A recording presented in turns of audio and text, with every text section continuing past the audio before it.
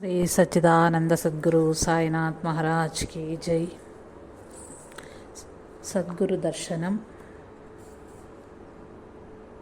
అధ్యాయం 5. శ్రీ గురు సిద్ధారూఢుల చరిత్ర. రచన శ్రీ టి.డి. కృష్ణమూర్తి. అది గుంటూరు జిల్లాలోని మంగళగిరి క్షేత్రం. పానకాల నరసింహస్వామిని ఎందరో భక్తులు దర్శించకపోతున్నారు. అర్చకులు అందరికీ పానకం తీర్థంగా ఇస్తున్నారు. దర్శనానికి వచ్చిన వారిలో వెర్రివాని వలె ఉన్న ఒక వ్యక్తి పానకం త్రాగి దేవుని వైపు తిరిగి చెయ్యెత్తి జయమగుగాక అని ఆశీర్వదించాడు. పూజారతన్ని కోపించాడు. అప్పుడు ఆ వింత వ్యక్తి ఈ విధంగా సమాధానం చెప్పాడు. పుణ్యతీర్థాలలో ప్రాపంచికులు స్నానమాడి తమ పాపాలను వాటిలో కలుపుతారు కనుక పుణ్యతీర్థాలు ఆ కాలుష్యాన్ని పోగొట్టుకునే నిమిత్తం సాధు సత్పురుషుల పాదస్పర్శను ఆపేక్షిస్తాయి. అదేవిధంగా సగుణ బ్రహ్మాంశ రూపమగు దేవునకు బ్రహ్మజ్ఞులు ఆశీస్సులు అవసరమే అన్నాడు. ఈ విచిత్ర వ్యక్తే గురు సిద్ధారూఢులు. వీరి మఠం కర్ణాటక దేశమందలి హుబ్లీలో ఉన్నది. సిద్ధారూఢుల చరిత్ర బాల్యదశ నుండి అద్భుతమే. కర్ణాటక దేశంలోని బీదరి తోటకు చెందిన వంశదుర్గం అనే గ్రామంలోని గురు శాంతప్ప దేవమల్లమ్మ అనే దంపతులకు స్వప్నంలో ఈశ్వరుడు సాక్షాత్కరించి తానే వారికి పుత్రుడుగా జన్మిస్తానని చెప్పారు. ఆ కల వచ్చిన తరువాత వారికి క్రీస్తు శకం 1837 సంవత్సరంలో చైత్రశుద్ధ శ్రీరామనవమి శనివారం నాడు 3వ కుమారుడుగా జన్మించారు. పెద్దలు ఆ బాలునికి సిద్ధుడని పేరు పెట్టారు. బాల్యంలో తోటి బాలులతో ఆడుకునే సమయంలో సైతం సిద్ధుని చర్యల అద్భుతంగా ఉండేవి. ఒకసారి బాలురంతా స్నానానికై చెరువుకు వెళ్లారు. ఈత రాని ఒక స్నేహితుడిని సిద్ధుడు ఆటలాడుతూ నీట ముంచివేశాడు. ఆ బాలుని తల్లి వచ్చి సిద్ధుణ్ణి తూలనాడి తన బిడ్డకై విలపించింది. సిద్ధుడు, అమ్మా, నీ కొడుకు ఆ చెరువులోనే ఉన్నాడు, పిలిచి చూడు, తానై వస్తాడు అని చెప్పాడు. ఆ తల్లి కుమారుని ఎలుగెత్తి పిలిచింది. ఇంటి నుండి వాకిటిలోకి వచ్చినట్లు ఆ బాలుడు చెరువులో నుండి బయటకొచ్చాడు. సంసార సముద్రంలో జీవశ్చవాలుగా బ్రతికే మానవులను పునర్జీవింప చేయగలిగిన వారు మహాత్ములే కదా. ఇట్టిదే మరొక సంఘటన. సిద్ధుడు ఒకసారి ఒక ఎనుమునెక్కి కదలమని దానిని బాధించాడు. పాపం అది నిండు చూలుతో ఉండి కదలలేకపోయేసరికి సిద్ధుడు కోపంతో దాన్ని పడుకోపో అని తిట్టాడు. అది ప్రాణం విడిచింది.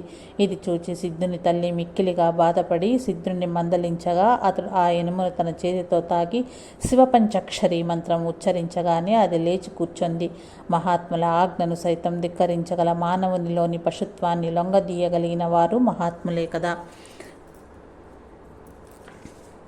సిద్ధుల హస్తస్పర్శ అమోఘం. ఆయన తాకితే వస్తువులు తరిగేవి కావు. ఒకసారి సిద్ధుడు తల్లి దాచిన నువ్వులను మిత్రులకు పంచిపెట్టాడు. తల్లి వచ్చి చూడగా ఆ నువ్వులు తరగలేదు. పైగా క్రింద మరిన్ని నువ్వులు వెదజల్లి ఉన్నాయి. అలాగే అడవిలో రేగుపళ్ళు ఏరిన మిత్రులందరికీ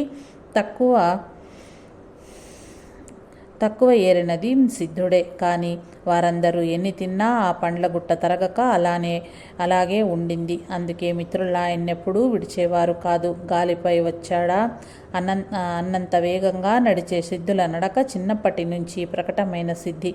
తరువాత వారి తీర్థాటనంలో ఆ నడకే ఎందరినో ఆశ్చర్యపరిచింది. బ్రహ్మ తదాకార వృత్తిలో ఉండేవారికిది సాధ్యమని వారు అనేవారు. వయసు రాగానే తల్లిదండ్రులు సిద్ధుని గురువు వద్దకు తీసుకెళ్లారు. గురువు ఓం దిద్దమనగా సిద్ధులు దానర్థం చెప్పమని అడిగాడు. వ్యాకరణం క్షుణ్ణంగా రానిదే దానర్థం తెలియదన్నారు గురువు. అప్పుడు సిద్ధులే ఓంకార అర్థాన్ని వివరించారు. అలా ఆ పిన్న వయస్సులోనే వారిలో అద్భుతమైన వైరాగ్యము, జ్ఞానము మూర్తిభవించి ఉండేవి. ఉదాహరణకు, నీవెవరి పుత్రుడవు అనడిగిన ఒకరికి సిద్ధులు ఇలా జవాబిచ్చారు. ప్రపంచయాత్రలో జీవుడు తిరిగి చేరిన ఒకానొక క్షేత్రమే ఈ శరీరం. దీన్ని తల్లిదండ్రులు నా వాడంటారు. వివరిస్తే వీర్యము, దానికి కారణమగు అన్నము, పంచభూతాలు, కర్మ మొదలగునవన్నీ ఈ శరీరం రావటానికి కారణమే గనుక వాటిలో ఏదైనా ఈ శరీరాన్ని నాది అని చెప్పటానికి వీలున్నది. నేను అను ప్రజ్ఞకు మూలాధారమైన కూటస్థుడను నేను కనుక నేను నా యొక్క కుమారుడనే. గురువును అన్వేషించుట. ఒకసారి సిద్ధుల కులగురువగు వీరభద్ర స్వాములు కూండ్ల సంగమేశ్వర వచనములు వివరిస్తూ దేహేంద్రియాది సర్వలోకాలు ఆకాశాది పంచభూతాలు ప్రళయానికి లోబడి నశిస్తాయని చెప్పారు. అది విన్న సిద్ధులు వారికి నమస్కరిస్తూ స్వామి, ఆకాశం ఎట్లు నశిస్తుంది అని అడుగగా గురువులు శ్రోతీయుడు బ్రహ్మనిష్ఠుడు అగు గురువును ఆశ్రయించి తెలుసుకోమని చెప్పారు. కానీ అందుకై తల్లిదండ్రుల అనుమతి లభించదు కదా అని తలచి శివాలయానికి వెళ్ళి ఆదిశేషుని స్మరించగా ఒక పెద్ద పాము వచ్చి ఆయన్ను కాటేసింది. ఆయన పడిపోగా ఊరి వారంతా చేరారు. సిద్ధుల తల్లిదండ్రులు శోకానికి అంతులేదు. వైద్యులు ఆశ లేదన్నారు. అప్పుడు ఒక జంగమ సాధువు వచ్చి సిద్ధుడు సన్యాస దీక్ష తీసుకోవటానికి మీరు అంగీకరిస్తే వాడిని బ్రతికిస్తానని సిద్ధుని తల్లిదండ్రులతో చెప్పగా అందుకు వారు అంగీకరించారు. సాధువు మంత్ర ప్రభావంతో బాలుని బ్రతికించి సన్యాస దీక్షనిచ్చి నిష్క్రమించాడు. వ్యామోహమును త్రెంచుకొని వైరాగ్యమును పెంచుకొనుడు. కావాలనంటే శివునిపై వ్యామోహముంచి తరించండి అని శోకిస్తున్న తన వారికి ఆయన బోధించి గురువును అన్వేషిస్తూ బయలుదేరాడు. దారిలో శివుడు ఒక సాధు రూపంలో తారసిల్లి అమరగుండ మల్లికార్జున క్షేత్రంలో కట్ట మఠాధీశ్వరులైన గజదండ స్వాముల వారి గురించి సిద్ధులకు చెప్పగా సిద్ధులు వారిని ఆశ్రయించారు. గురువుగారు సిద్ధులను మొదట నీచ సేవలకు వారిని వినియోగించి పరీక్షించారు. అదే మహాభాగ్యమని సిద్ధులు గురుసేవ చేశారు. సంతసించిన గురువు శాస్త్ర శ్రవణ మననాదులను చెయ్యమని సిద్ధులను వినియోగించారు. సాక్షాత్తు శివావతారులైన సిద్ధులకు మరుగున ఉన్న నిజస్థితి గురుబోధ అన్న నెపంతో నాటి నుండి ప్రకటం కాజొచ్చింది. సురుపుర ఆస్థాన పండితుడగు సుబ్బయ్య శాస్త్రి ఒకదరి గజదండ స్వాములను దర్శించి బ్రాహ్మణేతరులగు శిష్యులచే ఉపనిషదాది శాస్త్రాలను చదివిస్తున్నందులకు విమర్శించారు. గురువుల అనుమతితో సిద్ధులు శాస్త్రి ఆరోపణను ఖండిస్తూ వజ్రసూచికోపనిషత్తు నుండి పలు ఆధారాలను చూపుతూ బ్రాహ్మణుడనగా శరీరమా, జీవుడా, జాతియా, కర్మ, దానమా లేక జ్ఞానమా అని విశ్లేషించి చివరకు పరబ్రహ్మను తెలిపి బ్రహ్మానుభూతి నందిన మహాత్ముడే బ్రాహ్మణుడని తేల్చినాడు. శాస్త్రి నోరెత్తలేక వెళ్ళిపోయాడు. ఈతడే తన అవసాన దశలో స్వామిని వెతికి ఆశ్రయించి వారి పాదాలపై తన ప్రాణాలను వదిలాడు. పూర్ణ జ్ఞాని అయిన సిద్ధులు భంగము లేని ఆత్మలింగ జ్ఞానముల వడినందున తాము ధరించిన లింగమును విసర్జించారు. గురుదేవులమని ప్రశ్నించగా తన చర్య శాస్త్ర సమ్మతమేనని నిరూపించారు. గురువు శిష్యుని స్థాయి నెరిగిన వారే సిద్ధుల కవధూత ఆశ్రమాన్నిచ్చి శుద్ధ బ్రహ్మమందారూఢులుగాన వారికి సిద్ధారూఢులని పేరుంచారు. తీర్థాటనము, లీలా ప్రదర్శనము. గురువుల అనుమతితో సిద్ధులు తీరాలను, మహాత్ములను దర్శించారు. ఆనేగొందిలో సిద్ధుల వెర్రివేషం చూచి శివాలయ పూజారి ఆయనను ఆలయంలోకి ప్రవేశించనీయక కులహీనుడా వెళ్ళు బయటికి అని అదిలించాడు. సిద్ధారూఢులు సంస్కృతమైన తన వాక్కుచే సశాస్త్రీయంగా ఆ పూజారి కులగర్వాన్ని ఖండించారు. ఆరూఢుల జ్ఞానస్థితి తెలుసుకున్న అర్చకుడు రాజుగారితో సిద్ధుల పాండిత్య ప్రతిభను గుర్చి చెప్పాడు. అక్కడ జరిగిన మత సంబంధమైన పండిత సభలో పండితులందరినీ స్వామి తన వాదంలో జయించి వేదధర్మాన్ని పునఃప్రతిష్ఠించారు. రాజా ఆయన జ్ఞానాన్ని కబ్బురపడి శిష్యుడైనాడు. స్వామి తరువాత ఆ చోట విడిచి వెళ్ళారు. ఒకచోట లింగధారులైన జంగములు లింగము లేని కారణంగా ఆరూఢులను భోజన పంక్తి నుండి వెడలగొట్టారు. స్వామి వెళ్ళి ఊరి బయటకు మఠంలో కూర్చున్నారు. నదిలో స్నానానికి మునిగి లేచిన జంగముల మెడల్లోని లింగములు మాయమైనాయి. వారు తమ తప్పిదమును గ్రహించి స్వామిని క్షమార్పణ వేడారు. స్వామి కరుణించి వారి శివలింగములను వారికి ప్రసాదించారు. బ్రహ్మజ్ఞానమే సాధు సత్పురుషుల దర్శన సంభాషణల వలన కలుగు ఫలమని అరుడులు చెప్పేవారు. తిరుపతి, చిదంబరం, కుంభకోణం, తంజావూరు మొదలగు క్షేత్రాలు చూచుకుంటూ స్వామి శ్రీరంగం చేరారు. శిష్య సమేతంగా స్వామిని శరణు పొందిన వారిలో చిదంబర దీక్షితులు సైతం ఉన్నారు. ఇలా తిరుగుతూ స్వామి గోకర్ణ క్షేత్రం చేరారు. అక్కడ తిరుగాడుతున్న ఒక జటాధారి తమ సహపాఠిగా గుర్తించి ఆయనతో కలిసి స్వామి కొంతకాలం గడిపారు. అచ్చట ఒక పౌరాణికుడు పురాణం చెబుతుండగా స్వామి అతన్ని ఒక ప్రశ్న వేశారు. అతడు సమాధానం చెప్పలేకపోయారు. స్వామి ఆ కథలోని గూఢార్థాన్ని వివరించి పిదప హారతి పళ్ళెంలోని దక్షిణ తామే తీసుకున్నారు. పౌరాణికుడ సొమ్ముకై తగువులాడారు. ఆ స్వామి నవ్వి, ఈ ధన ఆశ నీ వంటి సాధువునకు తగదు అని బోధించి సొమ్ము అతనికే ఇచ్చివేశారు. ఆపై స్వామి హుబ్లీ, పండరిపురం, నాసిక్, ద్వారక మొదలైన చోట్ల దర్శించారు. ఆ ప్రయాణాలలోనే ఒకచోట అజగరావస్థలో పడి ఉన్న స్వామిని ఒక యోగాభ్యాసి తట్టి లేపి, నీవే ఆ ఆసనంలో ఉన్నావని అడిగాడు. అందుకు స్వామి, మలమూత్రమయమైన దేహమే నేనను భ్రాంతి కలవానికి ఆసనాలు కలవు, కానీ పూర్ణ బ్రహ్మానంద బింబమందు ఐక్యమైన మహాత్మునికి వేరే ఆసనమేది అన్నారు. స్వామిని వ్యాసకాశీలోని ఆలయంలోని అర్చకుడు నీవెవరివని అడిగాడు. నిన్ను నీవు తెలుసుకొనిన ఎడల నీవెవరివై ఉండువో అదే నేను అన్న స్వామి సమాధానంతో వారు మహాత్ములని ఎరిగి పూజారి గౌరవించెను.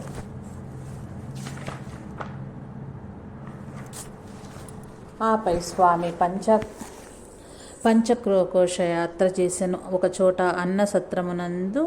అన్నసత్రమందు స్వామి భోజనానికై వెళ్ళగా ఆయన బ్రాహ్మణుడు కాని కారణంగా సాధువులు ఆయనకు సత్రం బయట వడ్డించారు.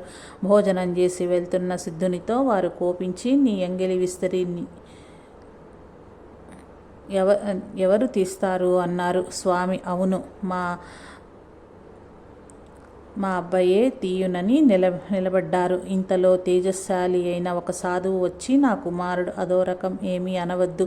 అతని వలన ఏదైనా అపచారం జరిగి ఉంటే నేను క్షమార్పణ చెబుతాను. ఆ ఎంగిలి విస్తర నేను తీసివేస్తానని ఆకు తీసివేశారు. ఇంతలో ఒక దివ్య శ్రీదేవి ఆలయం నుండి వచ్చి తాను తెచ్చిన బంగారు కలశంలోని నీటితో ఆ సాధువు చేతులు పాదాలు కడిగి నమస్కరించి పిదప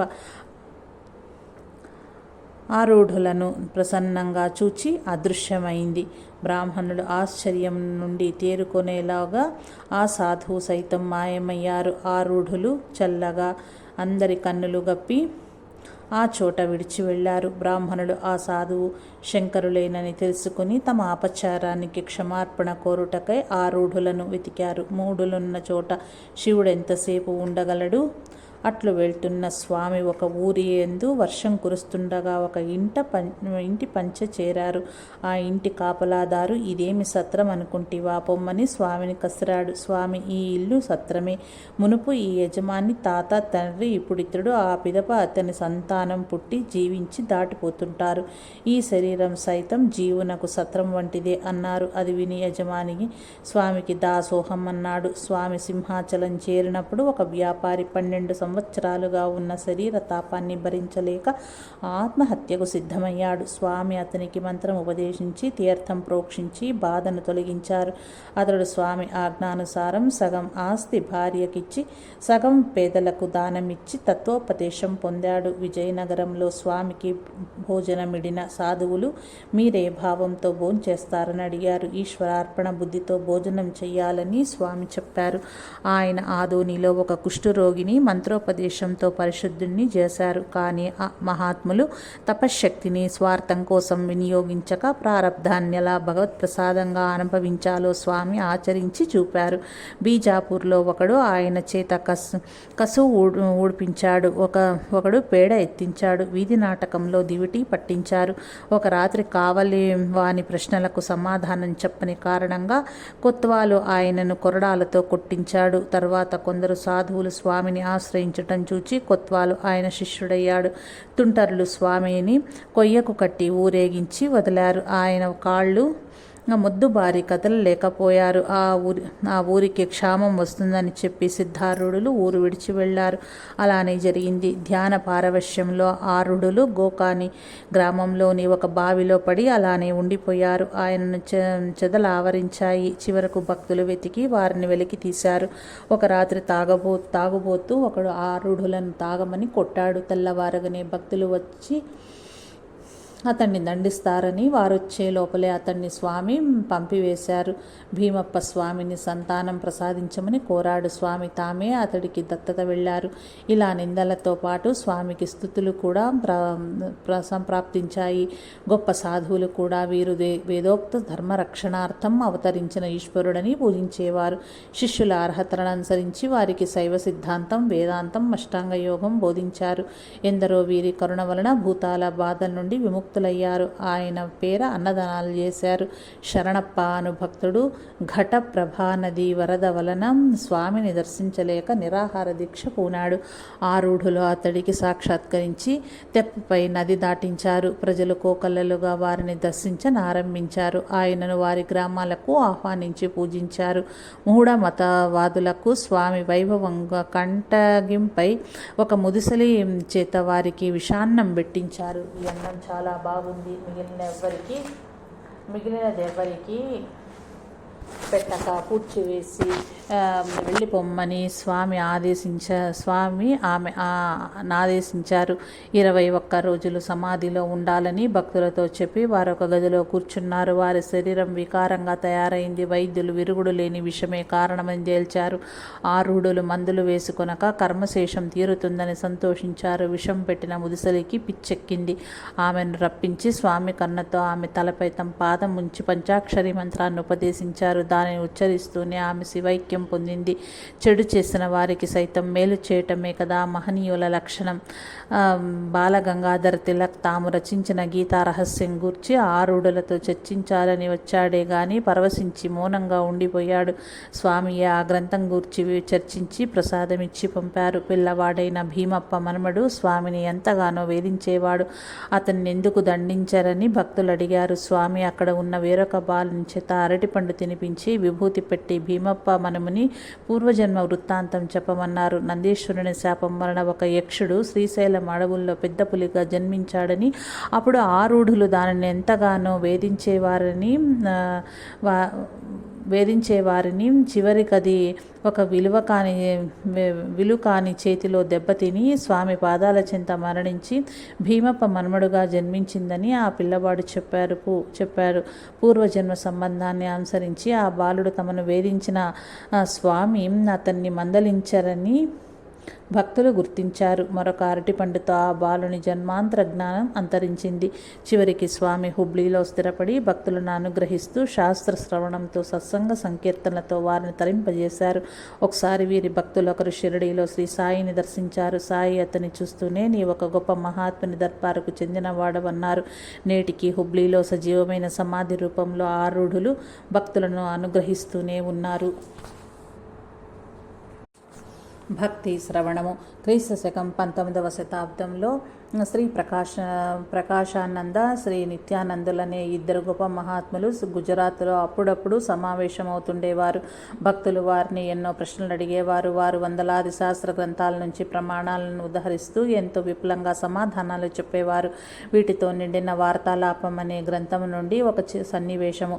ఒక సత్సంగంలో త్రిభువన భాయి అనే భక్తునికి వీరికి క్రింది విధముగా సంభాషణ జరిగింది. త్రిభువన, భక్తి మార్గమున శాస్త్ర అధ్యాయంనకు స్థానము లేదనియు 1 గంట శాస్త్రము కొరకు వెచ్చించుట కంటే భజన ఎందు గడుపుట ఉత్తమమని కొందరు చెప్పుదురు. స్వామి ప్రకాశానంద, నవవిధ భక్తుల్లో మొదటిది శ్రవణ భక్తి. భక్తి అనగానేమి, అది పొందుటకు సాధనమేమి, దానికి అధికారి ఎవరు, దాని ఫలమేమి అనునవి శాస్త్ర శ్రవణము చెయ్యనిదే తెలుసుకొనలేరు. శ్రవణ భక్తిని గురించి దేవి భాగవతం ఇట్లు చెప్పుచున్నది. శ్రవణమును ఆదరించని వానికిని సదసద్వివేకము లేని వారికిని మోక్షమును కలగచేయు వివేకము కూడా కలుగదు. అట్టివారు తుల్యులు. శాస్త్ర శ్రవణము చెయ్యనిదే ఏది ధర్మమో ఏది అధర్మమో జనులకు తెలియదు. శాస్త్ర జ్ఞానము లేనందున ధర్మ అధర్మ విచక్షణ కలుగని వారిని ధూర్తులు, కపటులు తమ చేతులలో చిక్కించుకొనిదరు. అసుర ప్రకృతి కలవారు కొందరు బ్రహ్మచారి రూపంనను గృహస్థాశ్రమమునందే ఆచారులుగను గురువులుగను నటించియో వానప్రస్థమునందును సన్యాసమునందును వేరు వేరు వేషములు ధరించియో చదువుకొనని వారిని వలలో వేసుకొనెదరు. ప్రత్యక్ష ప్రమాణవాదులగు అసురులు ఇంద్రియ సుఖలోలురు అనగా నాస్తికులు సాధుత్వమును శస్త్రమును ప్రయోగించెదరు. కావున వారు దైవ సంపద గలవారా అసుర సంపద గలవారా అను విషయము శాస్త్ర జ్ఞానము లేనిదే తెలియదు. శాస్త్ర శ్రవణముతో పాటు సత్శాస్త్ర విచారము సత్సంగము కూడా ఆవశ్యకము. సత్సంగముచే నిస్సంగత్వం నిష్కామము కల్గును. నిస్సంగత్వముచే నిర్మోహత్వము దానిచే నిశ్చలత్వము తెలియను. నిశ్చల తత్వానుభూతి కలిగినచో జీవన్ముక్తుడగును అని శాస్త్రము. సత్పురుష సమాగమముచే శాస్త్రజన్య మార్గము ద్వారా ధనాది మాయిక పదార్థములందు నిస్సంగము కలుగును. అతడు మోహరహితుడగును. ఈ వస్తువు నాకు హితము చేయును అది అహితము చేయును అను హితాహిత వివేక సామర్థ్యము లేకపోవటయే మోహము. అది లేకపోవటయే నిర్మోహత్వము. పసిబిడ్డలకు తమ మలమూత్రములను సృజించుటయందు రమణీయ బుద్ధి ఉండును. అది మోహము. 4-5 సంవత్సరములకు ఆ రమణీయ బుద్ధి నశించుటచే వారు దూరముగా ఉందురు. ఇట్లే నిస్సంగత్వముచే ధనాదులకు మాయక పదార్థముల యందు సుఖబుద్ధి నశించుటచే మోహము పోవును. అంతట నిశ్చలతత్వము అనగా బ్రహ్మోపలబ్ధి కలుగును. బ్రహ్మోపలబ్ధిచే జీవన్ముక్తుడగును అనగా ఈ శరీరంతోనే మోక్షము పొందగలుగును. కనుక శాస్త్రములను తెలుసుకొనిదే భక్తిని అనుసరించినను బ్రహ్మజ్ఞానమునకు మార్గమును తెలుసుకొనలేడు. శ్రవణము చేయించువాడు బ్రహ్మదర్శి అయి ఉండవలెను, లేక దైవ సంపద కలిగిన వాడైనను అయి ఉండవలెను. అసుర సంపద విషయలోలుడు కలవాని చెంత మాత్రం శ్రవణం చేయుట వలన ప్రయోజనం ఏమియూ కలగదు, పైగా హానియే కలుగును. కపాలే యద్వదావహః స్విహుషద్రుహః చ యథావయః ఆశ్రయస్థాన దోషాన వృత్తిహీనే తథా శ్రుతం. కపాలం నందలి నీరు కుక్క చర్మముతో కుట్టబడిన సంచిలోని పాలు అపవిత్రము. ఈ రెండునూ స్థానదోషముచే అపవిత్రములు. అటులనే ఆచరణహీనుడగు గురువు ద్వారా వినిన బ్రహ్మ విద్య కూడా దోషభూయిష్టము. శ్రోత ఆచరణహీనుడగు గురువు వద్ద బ్రహ్మ విద్యోపదేశమును పొందినను మనన నిధిధ్యాసనల ద్వారా ఆత్మ సాక్షాత్కారమును పొందజాలడు. పైగా విషయముల యందు ఆసక్తి కలిగి ఉండును. అట్టి శ్రోత వక్తగా మారి జనులకు ఉపదేశించినచో అతని వద్ద బ్రహ్మ విద్య అత్యంత పవిత్రమైనదైనను శ్రవణము చెయ్యరాదు. శ్రీ నిత్యానందుల చరిత్ర. మహారాష్ట్రకు చెందిన ధానా జిల్లాలోని బహుపురాతనము పవిత్ర క్షేత్రము అయిన గణేష్పురిలో శ్రీ నిత్యానందుల సమాధి ఉన్నది. అది వశిష్ఠాది మునులు తపస్సు చేసిన చోటు. ఒకప్పుడు అది అడవి జంతువులకు సర్పాలకు నెలవు. శ్రీ నిత్యానందులు దాదాపు 30-35 ఏండ్లు అక్కడ గడపటంతో నేడు అది అన్ని సౌకర్యాలు కలిగిన సంస్థానంగా మారింది. పేదలకు అన్న వస్త్రదానం చేసే ధర్మశాలలు, వైద్యశాలలు మొదలగు ప్రజోపయోగకరములైన సంస్థలెన్నో ఉన్నాయి. శ్రీ నిత్యానందుల పుట్టుకను గూర్చి వివరాలు తెలిసిన వారు ఎవరూ లేరు. మొట్టమొదటిగా వీరు 50-60 సంవత్సరాల క్రితం దక్షిణ కర్ణాటకలోని కన్హడ్గఢ్ సమీపంలోని గురువన్ అనే చోట తరుణ వయస్కులుగా ప్రకటమయ్యారు. క్రూర మృగాలతో నిండిన అడవులకు, చీకటి నిండిన గుహలకు నెలవైన ఈ ప్రదేశంలో వీరు తపస్సు చేశారు. తమ సంకల్ప శక్తితో వారచ్చట పుట్టించిన వేడి నీటి బుగ్గకు పాపనాశని గంగా అని పేరు పెట్టారు. తాము స్వయంగా ఎన్నో రకాల చెట్లను అక్కడ పెంచారు. అందుకే అది గురువన్ అయింది. స్వామి తపస్సు ఆచరించిన ఆ ప్రాంతపు గుహలను ధ్యాన గుహలు అంటారు. తర్వాత గురువన్ ప్రాంతాలలో నిత్యానంద ఆశ్రమం వెలిసింది. ప్రక్కనే ఉన్న కుషాల్ నగర్లో సైతం స్వామి కొంతకాలం నివసించారు. ఆ రోజులలో వీరు ఎప్పుడూ గుండుతో ఉండేవారు. కాషాయం సైతం అప్పుడప్పుడు ధరించేవారు. వీరు నంద పద్మ సన్యాసి. అవధూతావస్థలో ధర్మస్థలి, కాపు, ముల్కి, ఉడిపి, పడుబిద్రి,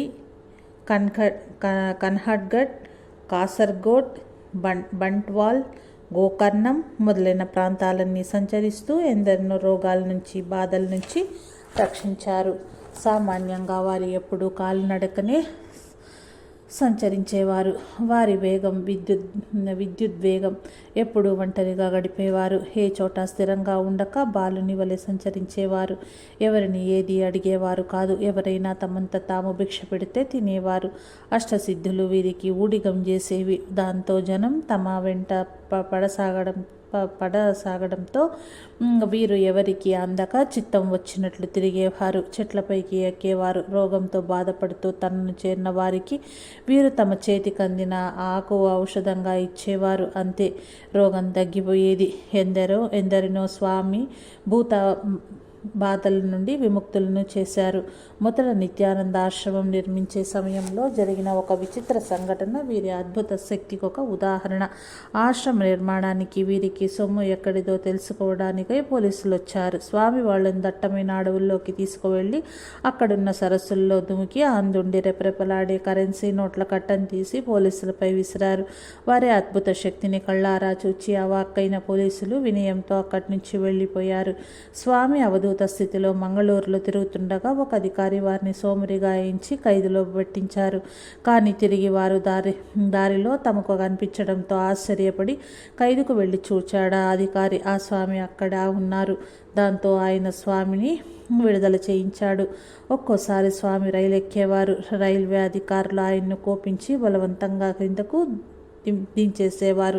అంతే, తిరిగి వారిని ఎక్కించుకొనిదే ఎంత ప్రయత్నించిన రైలు కదిలేది కాదు. అధికారులు టికెట్ చూపమని అడిగితే చాలు, తమ లంగోటి నుండి కట్టలు కట్టలు టికెట్లు తీసి వారికి ఇచ్చేవారు. స్వామి పావంచి నదీ నీటిపై వీరు నడిచి వెళ్ళటం ఎంతోమంది చూచారు. తమ చుట్టూ చేరే వారికి అద్భుతంగా సృష్టించిన మిఠాయి పంచేవారు. స్వామిని సోమరిగాను సంఘద్రోహిగాను తలచి వారిని అవమానించి బాధించిన వారు ఎందరో ఉన్నారు. వారి శరీరంపై చెత్త, పేడ, రాళ్లు విసిరేవారు. స్వామివారు అదేం పట్టించుకునేవారు కారు. అప్పయ్య అనే క్షుద్ర విద్యలు నేర్చినవాడు స్వామిని మాటల్లో దింపి తమాకులో విషం కలిపి ఇచ్చాడు. చిత్రమేమిటంటే అది స్వామినేమీ చేయలేదు, కానీ అప్పయ్య కడుపు నొప్పితో మరణించాడు. అలాగే ఒక మలబారు వ్యక్తి కోపంతో స్వామివారి కాళ్ళు చేతులు కట్టి వారి శరీరంపై కిరోసిన్ పోసి అంటించాడు. కానీ వాడే దాహజ్వరంతో మరణించాడు. తిరుగుతూ స్వామి బంట్వాల్ చేరారు. అచ్చటి మూడులు ఆయనను విపరీతంగా సతాయించటంతో ఆయన చోటు విడిచి ప్రక్కనున్న అడవులకు వెళ్ళారు. వారిని అవమానించినందుకు కోపించిందా అన్నట్లు అక్కడి నది వరదై పొంగి ఆ గ్రామాన్ని ముంచెత్తింది. ఊరిలోని శిష్టులు కొందరు స్వామి పట్ల జరిగిన అపచారమే ఆ వరదకు కారణమని తలచి పశ్చాత్తాపంతో స్వామిని మనసా ప్రార్థించారు. స్వామి ఆ ప్రార్థనను అంగీకరించారా అన్నట్లు నదికి అవతలి గట్టుపై ప్రత్యక్షమయ్యారు. వారి దర్శనంతో నది శాంతించింది. అటుపై స్వామి ఉత్తర దేశ యాత్ర చేశారు. దాదాపు వారు కాలునని స్థలం లేదు. వారు హిమాలయాల్లో గాఢ తపస్సు చేశారని, ఒకచోట ఆరేండ్లు చెట్టుపైనే గడిపారని తెలుస్తున్నది. అలా చాలా ఏండ్లు యాత్రలో గడిపి చివరకు మహారాష్ట్రలోని థానా జిల్లాలోని వజ్రేశ్వరి అనే పవిత్ర క్షేత్రం చేరారు. కొంతకాలం అక్కడి భక్తులను ఉద్ధరించి సమీప మందలి ఆకలోలి చేరారు. అక్కడ రామకుండం అనే వేడి నీటి బుగ్గ ఉన్నది. స్వామి ఆ చోట ధర్మశాల ధర్మశాల, మంచినీటి బావిని నిర్మించారు. అచ్చటి వేడి నీటి బుగ్గలను పునరుద్ధరించారు. వజ్రేశ్వరిలో కూడా ధర్మశాల, ఉపాహార గృహము, బావి, వైద్యశాల, ప్రసూతి గృహము మొదలైనవి జనోపయోగం కొరకు నిర్మించారు. స్వామి ఆ రెండు చోట్ల మార్చి ఉండేవారు. ఆ పిదప వారు అక్కడకు 1.5 మైళ్ళ దూరంలో ఉన్న గణేష్పురిలోని భీమేశ్వర ఆలయం సమీపంలో భక్తులను అనుగ్రహిస్తూ తమ నిర్యాణ పర్యంతరం అనగా సుమారు 30-35 ఏండ్లు నివసించారు. శ్రీ నిత్యానందుల శరీర వర్ణం మెరుపుతో కూడిన శ్యామల వర్ణం, గుండ్రంగా ఎత్తుగా ఉండే తల, ధనురాకారంలో వంగి ఉన్న భృగుటి, ప్రేమను కురిపించే విశాలమైన కళ్ళు, శంఖం లాంటి చెవులు, చిరుదరహాసం ఒలికించే ముఖ మండలంతో ప్రశాంతంగా సోఫాలో కూర్చుని భక్తులకు దర్శనమిస్తుంటారు. శ్రీ నిత్యానందులు శ్రీ స్వామివారి దర్శనంతో శాంతించని మనస్సు ఉండదు. ఒకసారి దర్శిస్తే ఇక ఆ మూర్తి మనసులో నిలిచిపోతుంది. స్వామి సాధారణంగా మౌనంగా కూర్చుని కనిపిస్తారు. వారి చుట్టూ అణుకువతో వీచే గాలి సైతం ప్రశాంతతతో నిండి ఉంటుంది. వీరు ఏకాంత ప్రియులే కాక హాస్య ప్రియులను. ఇప్పటికీ వారి నవ్వు ఆ ప్రదేశంలో ప్రతిధ్వనిస్తున్నట్లు ఉంటుంది. అందుకే వారిని గురువన్లో నివసించే కాలం నుండి నిత్యానందులు అంటారు. వారి జీవనం అతి సరళము, నిరాడంబరముగాను ఉంటుంది. వారు ఎప్పుడు ధరించేది లంగోటి మాత్రమే. పైగా గణేష్పురిలో ఎండాకాలం, వర్షాకాలం, చలికాలం ఉధృతంగా ఉంటాయి. అయినా వారు ఆ లంగోటితోనే కనిపించేవారు. ఎప్పుడు సూర్యోదయానికి ముందే స్నానం చేసేవారు. ఆహారం బహు స్వల్పంగా తీసుకునేవారు. మౌనంగా ఆత్మతత్వంలో లీనమై శాంతంగా కూర్చుని ఉండేవారు. ఎవరైనా ప్రశ్నిస్తే క్లుప్తంగా సరళమైన వాక్యాల్లో వేదాంత సారాన్ని చెప్పేవారు. స్వామివారు నిద్రించగా ఎవరూ చూడలేదు. స్వామి మరాఠీ, ఇంగ్లీషు, కన్నడ, తెలుగు, తమిళ్, మలయాళం చక్కగా మాట్లాడేవారు. సంస్కృత శ్లోకాలు సైతం సందర్భానుసారంగా చెప్పేవారు. ఎంతో దూరం నుండి వారి దర్శనార్థం వచ్చి 2-3 గంటలు వేచి ఉండవలసి వచ్చినా వారి దర్శనంతో భక్తులు మనసులు పరవశించేవి. ఎవరికి వారు స్వామివారిని బాబా అని కూడా పిలిచేవారు. తమను ప్రత్యేకంగా కరుణించారని భావించేవారు. భక్తులను భోజనం చేశారా అని స్వామివారే అడిగేవారు. కొందరికి తామే పిలిచి ప్రసాదం ఇచ్చేవారు. ఎన్నో ప్రశ్నలు అడగటానికై వచ్చి కూడా అడగకనే అవి సమాధాన పడటం వలన ప్రజలు వారి సన్నిధిలో అవాక్కై నిలిచేవారు. స్వామి ఉన్నది కైలాస నివాసంలోనే అయినప్పటికీ భక్తులకు గణేష్పురిలో ఏ చోటనైనా వారి ఉనికి అనుభవమయ్యేది. స్వామి అనేవారు, శాంతంగా ఉండు, నేనంతటా ఉన్నాను అని. మీరు భక్తుల, యోగుల, జ్ఞానుల అన్న ప్రశ్నకు అనేది వారి సమాధానం. వారు పరిపూర్ణులు కదా. గణేష్పురి చుట్టూ ప్రక్కల గ్రామాల్లోని బీద ప్రజానికానికి స్వామివారి అండన అన్న వస్త్రాలకు లోటుండేది కాదు. పేదలకు వస్త్రదానం, పిల్లలకు అన్నదానం వారెప్పుడు చేసేవారు. అన్నం అంటే పూర్ణ బ్రహ్మమే అనేవారు స్వామి. దర్శనార్థం వచ్చేవారు స్వామికి సమర్పించే కానుకలు రాసులుగా పడేవి. వారు అన్నింటినీ పేదలకు పంచేవారు. అంతా బ్రహ్మమే అని అంటుండేవారు స్వామి. భగవాన్ మీకు నమస్కరిస్తున్నాను అని ఎవరైనా అంటే స్వయంగా నీవు భగవత్ స్వరూపమే, అంతటా ఉన్నది భగవంతుడే అనేవారు. అందరి పట్ల ఆత్మభావాన్ని ఉంచు అన్నది వారి సందేశం. ఏ సంప్రదాయమైనా గమ్యాన్ని చేర్చే మార్గమనేవారాయన. కనుకనే వారి వద్దకు అన్ని మతాలకు, కులాలకు, జీవన ప్రమాణాలకు చెందిన వారు చేరి శాంతిని పొందేవారు. ఇదంతా ఒకే తత్వం యొక్క అనంత రూపాలు. అంతా ఆత్మయే. కనుక ఈ జగత్తును ఆత్మ భావంతో దర్శించు. జగత్తు నీ నుండి భిన్నం కాదు. ఇదే వేదాంతం, భక్తి, పూజ. ఇంతకు మించి ఏమీ లేదు. నీలో ఉన్నది నీ రాముడే అన్నది వారి ఉపదేశ సారం. ఏది పొందాలన్నా శ్రద్ధ అవసరమని అంటుండేవారు. భక్తులలో కొందరికి పూజా సమయంలో తమ దైవం యొక్క రూపానికి బదులు స్వామి కనపడేవారు. మరి ఎవరికో స్వప్నంలో కనిపించి పిల్లలకు లడ్డూలు పంచమని చెప్పేవారు. ఆ భక్తులు గణేష్పురికి వచ్చి మొక్కులు చెల్లించేవారు. మరికొందరికి స్వామి ఆశీర్వాదంతో జీవనోపాధి లభించేది. స్వామి తమను ఆశ్రయించే భక్తులందరికీ ఒకే సాధన చెప్పక అర్హతను అనుసరించి వివిధ పద్ధతులు చెప్పేవారు. ఓ జీవాత్మ, అంతరం రూపాన్ని చూడు. అదెంత మధురమైనదో, ఆనందమైనదో తెలుస్తుంది. ఆ ఆనంద సముద్రంలోని ఒక బిందువంతా కూడా నీకు బాహ్య ప్రపంచంలో లభించదు. కనుక ధ్యానం చేయమనేవారు స్వామి. ఒకసారి స్వామివారి ఫోటో తీయటానికి అనుమతి అడిగిన ఒకరితో ఆయన అన్నారు, నీవు ఈ పూర్తి విశ్వాసాన్ని ఫోటో తీయి, నీవు ఈ పూర్తి విశ్వాసాన్ని ఫోటో తీయి, ఈ విశ్వమే నేను, నా చిత్రం లేనిదక్కడ, అన్నింటా ఉన్నది నేనే అని. స్వామి మౌనమే ఉపదేశం. అప్పుడప్పుడు వారి నోట వెలువడే చిన్న చిన్న మాటలే వేదాంత ఉపన్యాసాలు. తమ దేహయాత్ర పూర్తి కావస్తున్నదని ముందుగా ఎరిగిన స్వామి కొంతకాలం ముందుగానే ఆహారాన్ని విసర్జించారు. జలం లేక ఫలమే వారి ఆహారం. ఒక్కొక్కసారి నిరాహారంగా కూర్చునేవారు. దాంతో శరీరం రాను కృషించడంతో భక్తులు వైద్యులను తెచ్చారు. అంత నీరసంలోనూ స్వామి పూర్ణత్వంలో సమ్మగ్నులై ఉండేవారు. గురు పూర్ణిమ నాడు పడుకునే భక్తులకు దర్శనమిచ్చారు. గురు పూర్ణిమ దాటి 10 రోజులు గడిచింది. అది 1961 సంవత్సరం ఆగస్టు 8వ తేదీ మంగళవారం ఉదయం 10:40 కావస్తున్నది. స్వామి లక్ష్మణ్ సాభోడే అనే భక్తునికి చెందిన బెంగళూరు హౌస్ పై అంతస్తులో పడకపై ఉత్తరంగా తల, దక్షిణంగా కాళ్ళు పెట్టి పడుకుని ఉన్నారు.